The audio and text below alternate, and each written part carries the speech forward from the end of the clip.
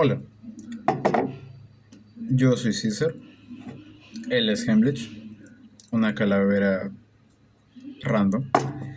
Y hoy estoy aquí, me presento más que nada para dar una opinión, expresar las impresiones que como lector y como fanático también puedo opinar acerca de un libro que acabo de leer hace un mes, más o menos, El Señor de los Anillos. Mucha gente lo conocerá por las películas, mayormente es así, algunos otros por los libros. Entonces la idea de esto es que si a alguien le llama la atención, si a alguien le interesa, pues bienvenido sea y que lo disfruten, ¿no? La lamento por el ruido de fondo si es que se escucha, pero no puedo hacer nada y no tengo una hora mejor en donde grabar esto, así que lo siento. Bueno, más que nada, esta larga obra, escrita por J.R.R. Tolkien, tiene varias cosas interesantes que mostrar en un principio, ¿no? Lo primero son los mapas. Como nos damos cuenta, tienen muchísimos detalles y hay muchos lugares. Es un lugar muy extenso, lleno de descripciones eh, que dan para una trilogía e inclusive para más, ¿no? Como ya hemos visto. Entonces, es genial porque la Tierra Media, que es el lugar en donde se desarrollan todos los hechos del libro, pues es bastante extenso, es bastante vasto, es un mundo imaginado completamente, ¿no? Entonces vamos a tener una diversa cantidad de lugares muy bien descritos, junto con personajes e historias también bastante diferentes, ¿no?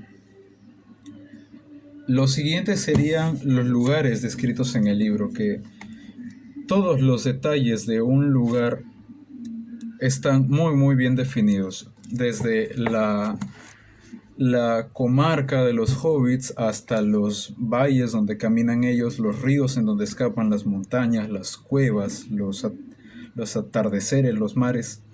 Todo tiene una muy buena cantidad de detalle, de descripción, que ayudan bastante para entender en dónde estamos, ¿no? Toda esta excesiva cantidad de información puede ser tanto buena como mala, dependiendo de la persona, ¿no? ¿Por qué digo esto? Porque de verdad con toda la información que te dan, sientes que estás viajando por la Tierra Media, de verdad sientes que estás yendo por todo este lugar. Y diría contraproducente porque a veces con toda la info uno puede llegar a saturarse, ¿no? Entonces uno puede llegar a perderse en la descripción de los sitios y no poder llegar a imaginarse cómo son realmente, ¿no? Entonces puede ser contraproducente. Ya depende de cada persona, ¿no?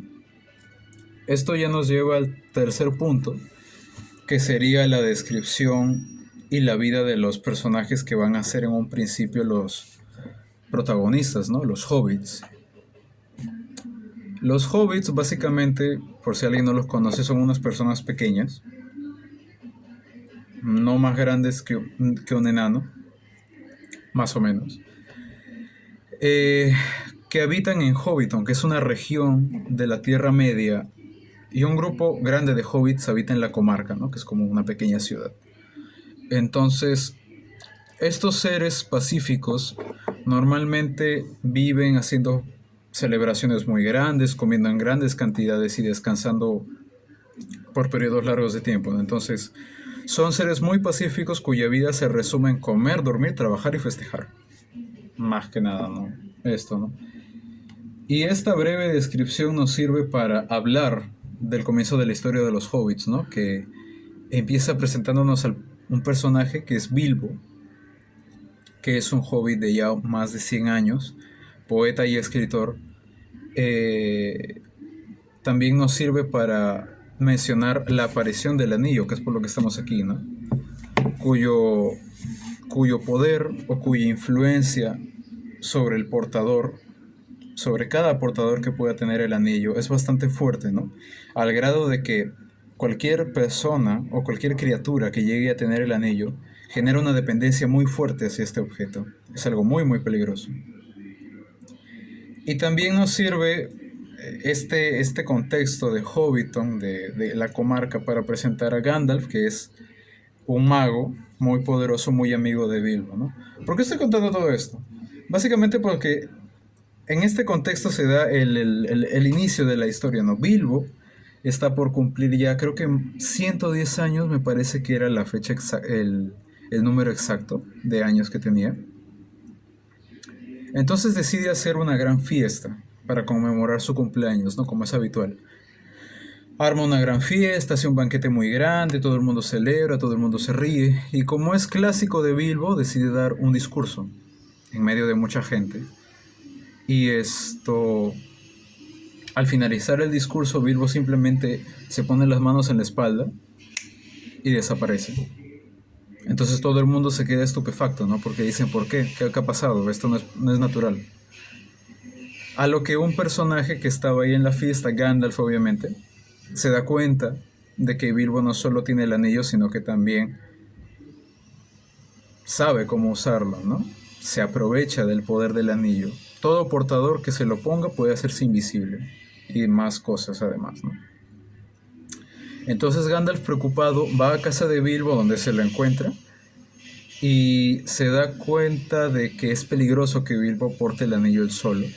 Así que lo exhorta a entregarlo, pero Bilbo no quiere porque está encariñado con el objeto. Y hay una cierta tensión, ¿no? Es bastante chocante cómo es que alguien tan pacífico como es Bilbo eh, llega a ser tan violento en tan pocos segundos. Entonces es bastante chocante esta imagen, ¿no? Pero al final Bilbo decide dejarle el anillo a su sobrino Frodo para que sepa qué hacer con él, ¿no? Y ya cuando se retira, Gandalf busca a Frodo para instarlo a que escape de la comarca. ¿Por qué? Porque el peligro de tener un objeto tan poderoso es que van a venir a buscarlo. Y en consecuencia, puede que asesinen o puede que violenten a todos los habitantes de la comarca. Entonces, Frodo tiene que idear un plan para escapar lo más rápido y de la manera más inteligente posible, para evitar que se le haga daño no solo a la comarca, sino a todo Hobbiton, a los hobbits en general. Esto es apenas el 1% de todas las cosas que pasan en este libro, no es apenas el 1%. Y yo no estoy aquí para resumir el libro. Yo estoy aquí para dar mis impresiones de lo que he leído y por lo tanto ir mencionando partes del libro y dar mis opiniones, ¿no? Entonces lo primero que uno llega a notar al leer todo el libro es que hay una creatividad muy muy fuerte. J.R.R. Tolkien, el autor obviamente, ¿no? Porque por ejemplo te da las primeras muestras de una lengua inventada que es élfica en su mayoría. Entonces personalmente a mí siempre se me ha hecho muy impresionante, ¿no? La creatividad que puede despojar a un escritor al inventar algo así. Una opinión personal, ¿no? También hay una característica, creo yo, cultural que puede notar en todo este mundo, que es la capacidad... Odio ese sonido. La capacidad de todos los personajes o de la gran mayoría de personajes de poder recitar poemas o interpretar canciones. ¿Por qué? Porque esto es algo que muchos de los personajes pueden hacerlo, ya sea Bilbo, ya sea Frodo, Sam, Pippin, Gandalf, Gimli. Todos los personajes o la gran mayoría de ellos tienen la habilidad de interpretar el arte. Entonces es bastante emocionante, ¿no? Y si hay un personaje en este libro que lo hace mejor que cualquier otro, ese es Tom Bombadil, quien es un señor cuyo origen se desconoce, quien se encarga de ayudar a los hobbits cuando ellos fueron atrapados por los árboles en el bosque oculto, no es una parte del libro, uno de los primeros tramos del viaje, ¿no? Entonces es genial porque Tom Bombadil no solo tiene la capacidad de caerte extremadamente bien, sino que también es muy bueno interpretando historias, contando historias, ¿no? Y te llega a emocionar, te llega a atrapar, ¿no? Te llega a causar misterio. ¿Quién es este hombre? ¿De dónde sale? ¿De dónde viene? Y su origen nunca se nos desvela, ni siquiera más adelante en el libro, ¿no? Entonces es bastante extraño, pero eso no le quita lo interesante, ¿no? Es una pena que no lo hayan puesto en la película. Otro aspecto a resaltar sería que a lo largo del viaje la dificultad va aumentando y esto es un proceso de cambio muy interesante, ¿no? Porque en un principio los hobbits deciden emprender un viaje tranquilo, descansando por largos momentos, merendando en abundante cantidad. Pero poco a poco, conforme se van dando cuenta de que hay peligros fuera de la comarca, la dificultad del viaje va aumentando, va creciendo, y los problemas se vuelven cada vez más complejos y más complejos, ¿no? Entonces, hay a lo largo de todo el libro, quiera que no hay una ruptura de la burbuja que tienen los hobbits en la mente de que, ¿a qué me refiero? Que las comodidades que ellos tenían en la comarca no se comparan, o sea, son ilusorias a diferencia de todos los peligros que hay afuera en la Tierra Media, ¿no? Entonces es bastante interesante este contraste entre el inicio y el final de la obra.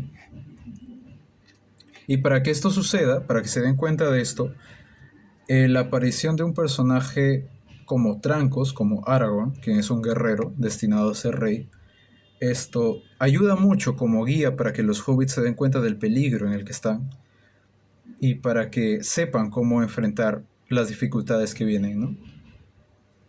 Y una de ellas, por ejemplo, van a ser los Nazgûl, pero ya hablaré de eso más adelante. Ya después de un largo viaje, los hobbits más Aragorn llegan a Rivendell, que es como que un lugar seguro para los héroes porque digamos que es un lugar de resistencia contra las fuerzas de la maldad, que en este caso la maldad estaría ejemplificada por Sauron, quien es el dueño del anillo, ¿no?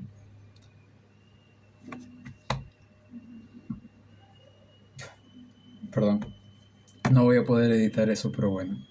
Entonces, cuando los héroes llegan a Rivendell, es bastante interesante porque hay una interacción con personajes nuevos, quienes serían Legolas, por ejemplo, Boromir, Gimli, Elrond.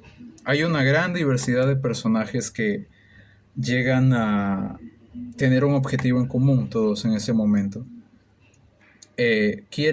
Todos ellos quieren proteger la Tierra Media de las fuerzas del Señor Oscuro, ¿no? Entonces, para esto, Elrond, el protector de Rivendell, que es un elfo también, organiza un concilio y se arma un gran debate entre todos los personajes, ¿no? Y se llega a la conclusión de que es imperativo que el anillo sea destruido. Y la única persona que va a ser la encargada de hacer esto es Frodo. Pero obviamente no lo va a hacer solo. Entonces es aquí cuando varios héroes de distintas razas, elfos, hombres, enanos, se juntan y forman lo que conocemos como la Comunidad del Anillo o la Compañía del Anillo, que es el nombre original que tienen en el libro, ¿no?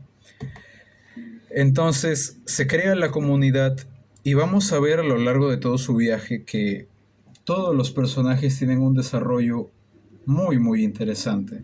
Empezando por Gandalf, por ejemplo, quien es no solo de mis personajes favoritos, sino que está muy bien hecho porque representa la sabiduría y la fuerza del grupo. Gandalf es el líder de la compañía. Es quien tiene un plan preciso para saber cómo llegar hasta Mordor, para poder destruir el anillo. Y va a ser él quien siempre ayude a los demás a resolver los misterios, las dificultades, ¿no? Gandalf es el guía, por lo tanto él es el líder. Tenemos a Legolas, quien es un elfo bastante agradable, bastante empático, cuya habilidad con el arco es magistral, entonces va a ser un personaje valioso a lo largo de todo el libro. A Boromir, que es el rey de Minas Tirith, quien tiene ciertas dudas sobre lo que se tiene que hacer con el anillo, porque mientras que muchos piensan que tienen que destruirse, Boromir piensa que deberían usarlo como arma contra Sauron, lo cual es peligroso, porque como ya hemos dicho, el anillo influye en el comportamiento del portador. También está Aragorn, no solo como la mano derecha de Gandalf, sino también como su segundo al mando, por decirlo así. A Gimli, que es un enano muy, muy fuerte, muy orgulloso de su raza, pero también muy comprensivo, ¿no? Entonces, a pesar de ser tan egocéntrico a veces, llega a tener ciertos matices de compañerismo con los demás. Muy buen personaje. Y así como tenemos héroes que ya de por sí están definidos como gente muy, muy buena, también Tolkien nos regala personajes antagónicos muy bien hechos. Por ejemplo, los Nazgûl, los jinetes negros que mencioné en un principio. Ellos van a ser los encargados por parte de Sauron del Señor Oscuro de interceptar a los hobbits en la primera parte del viaje para quitarle a Frodo el anillo. Y van a ser el primer choque de realidad que tienen los hobbits con las dificultades que hay en la Tierra Media, ¿no? Porque son seres que no razonan, simplemente son malos, eh, y con una voluntad férrea, totalmente férrea. No tienen ningún diálogo, pero sí son muy comprometidos con todo lo que hacen. Entonces es el primer choque de tensión y de miedo que experimentan los hobbits con los enemigos que van a enfrentar, quién sabe hasta cuándo, ¿no? Por otro lado, y a mitad del libro, tenemos a los orcos, que son ya más como un ejército, eh, cuya descripción es un poco vaga, pero al mismo tiempo se les nombra como criaturas muy grotescas, muy horrendas, de piel oscura a veces. Bueno, no hay una descripción muy precisa, pero ya las películas ayudan mucho a entender cómo son los orcos, ¿no? Entonces, son bastante interesantes porque te van a dar tintes de el estrés que puede generar en la comunidad, ¿no? Van a ser los primeros, o mejor dicho, van a ser de los personajes que generen más estrés y más miedo en toda la comunidad, ¿no? No solo porque los superan en números, sino porque enfrentarlos ya de por sí es un fastidio. Entonces estos seres, con armaduras, con armas, con una pestilencia tremenda, van a generar todo esto en la compañía. Y el último enemigo que yo quisiera recalcar es el Balrog, cuya descripción es la de un demonio de fuego, con alas enormes, con un látigo de fuego. Y bueno, cualquier cosa que tenga esta descripción va a hacer correr a cualquier persona, ¿no? Y justamente fue lo que hizo la comunidad en un momento, ¿no? Y para que los personajes escapen del Balrog, Gandalf tuvo que enfrentarse a él y sacrificarse en un preciso momento para que el resto de la comunidad escape, ¿no? Por eso digo que son muy buenos personajes de conflicto, porque quiera que no, siempre van a generar un problema serio en toda la compañía, ¿no? Entonces, ya ante la ausencia de Gandalf, después del combate, sí se genera en la compañía no solo una ausencia muy grande, sino también un sentimiento de incertidumbre. ¿Por qué? Porque Gandalf, al ser el guía y al tener un plan preciso, era quien los iba a guiar hasta Mordor, pero al faltar él, la compañía se siente totalmente perdida, desahuciada, ¿no? Y es en este momento de desesperación cuando Aragorn decide tomar las riendas del mando y decide guiarla a todos por un camino más o menos improvisado para destruir el anillo, ¿no? Y es en este momento, ya casi hacia el final del libro, en un capítulo llamado La disolución de la comunidad, cuando Aragorn no solo tiene que elegir un camino para llegar hasta Mordor, sino que también tiene que preguntarle a Frodo si él desea continuar con la comunidad o disolverla, ¿no? Entonces, aquí llega una de las partes, en mi opinión, más sentimentales de todo el libro, no solo porque Frodo tiene que decidir si seguir solo o con sus amigos, sino que también tiene que soportar la traición de Boromir, quien decide amenazar física y verbalmente a Frodo para que le entregue el anillo y usarlo como arma, ¿no? Como en un principio tenía planeado. Claro que todo esto es provocado por la influencia del anillo hacia la voluntad de Boromir. Y al final Frodo decide usar el anillo, se oculta de Boromir, escapa. Y hay una escena muy triste porque se puede ver el sufrimiento, el llanto, el dolor de Boromir al no solo traicionar a un compañero, sino que también a traicionar a un amigo. Se ve aquí la ruptura entre el hombre y el hobbit, ¿no? Entonces es una escena bastante lograda, es una parte bastante lograda del libro.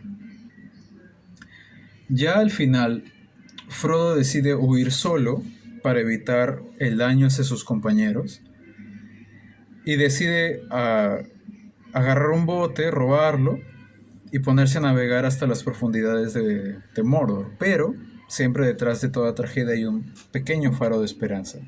Y en este caso la esperanza va a ser Sam, un amigo y también, más que sirviente, un amigo incondicional de Frodo. Entonces él decide convencer a Frodo de que no va a ir a ningún lado y que va a tener que acompañarlo sí o sí. porque hay una cita textual, creo. O sea, hay un diálogo que Sam le dice, preferiría morir antes que ver que algo malo le pase a usted, ¿no? Entonces se da cuenta, nos damos cuenta del compañerismo que hay entre estos dos personajes, ¿no? Así que los dos deciden navegar hacia las profundidades de Mordor para destruir el anillo. Y ahí es ahí donde termina la historia de la comunidad del anillo. Es la primera parte de la Guerra del Anillo, escrita por J.R.R. Tolkien. Básicamente. Mis conclusiones sobre la obra: es una obra larga, es bastante larga, es bastante densa también. Puede llegar a abrumar mucho con toda la información que te da, pero eso no le quita lo emocionante, tampoco lo entrañable y lo genial que puede llegar a ser esta historia, ¿no? Y los personajes también son bastante agradables, están muy bien escritos, muy bien definidos, al igual que los enemigos también. Se nota mucho que hay una dualidad entre estas dos partes, ¿no? El bien y el mal. No hay realmente puntos medios hasta ahora. Entonces, y también también tiene un final muy sentimental, o al menos a mí sí me puso muy sentimental. Y creo que eso es algo bastante positivo en una obra, ¿no? Entonces, lo recomiendo mucho. Recomiendo mucho si es que alguien está interesado por todo lo que acabo de contar. Si es que le interesa esta obra o este tipo de obras, yo exhorto a cualquier persona que esté viendo este video a comprar una copia, ¿no? O descargarla por internet, qué sé yo, pero exhorto a cualquiera que vea esto a leer El Señor de los Anillos, porque es una obra muy, muy, muy emocionante. ¿Para qué? No decepciona. Yo creo que no decepciona. Eso sería todo de mi parte. Yo soy César, él es Heimlich y les deseamos una feliz lectura. Ya largo de aquí.